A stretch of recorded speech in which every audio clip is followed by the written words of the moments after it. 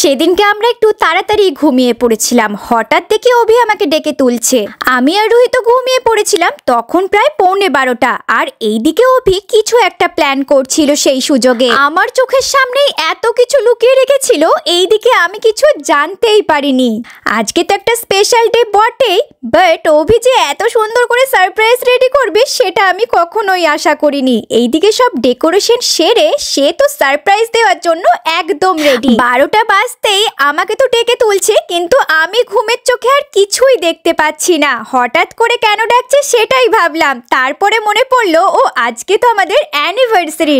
আর এইদিকে অভি এত সুন্দর সারপ্রাইজ দিয়ে দিল আমাকে, কত সুন্দর করে সবকিছু ডেকোরেশন করেছে। ঘুমের চোখে এই সবকিছু সত্যি অনেক স্পেশাল লাগছিল। তার সাথে ফুলের তোড়াটা নিজের হাতে অভি আজকে বানিয়ে নিয়ে এসেছে, কত সুন্দর লাগছে তাই না? সাথে ছিল এতগুলো সারপ্রাইজ। দেখতে দেখতে এতগুলো বছর যে কবে পেরিয়ে গেল বুঝতেই পারলাম না। সত্যি বলতে এখনো মনে হয় এই তো 2-3 বছরই হলো আমাদের বিয়ে হয়েছিল।